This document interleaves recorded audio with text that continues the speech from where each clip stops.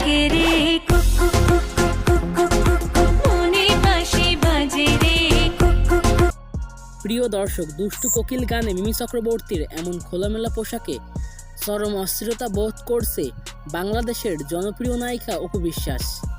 অপু বিশ্বাস সাধারণত কারোর সমালোচনা করেন না, তিনি সবসময় সবাইকে উৎসাহ দেন যাতে সে উপরের দিকে যেতে পারে। কিন্তু এবার অপু বিশ্বাস মিমি চক্রবর্তীর উপর এমন বিস্ফোরক মন্তব্য করবেন তা কেউ জানতেই পারেনি। এমনিতেও অপু বিশ্বাস ও মিমি চক্রবর্তীর সাথে খুব ভালো সম্পর্ক, কেননা অপু বিশ্বাস কয়েকবার ভারতের সিনেমায় অভিনয় করেছে। সেখান থেকে অপু বিশ্বাস ও মিমি চক্রবর্তীর খুব ভালো সম্পর্ক থাকার পরেও মিমি চক্রবর্তীকে নিয়ে বিস্ফোরক মন্তব্য করেছেন অপু বিশ্বাস। এক সাক্ষাৎকারে অপু বিশ্বাস বলেন, মিমি চক্রবর্তী খুব ভালো অভিনেত্রী, নায়িকা হিসেবেও সে অনেক সফল।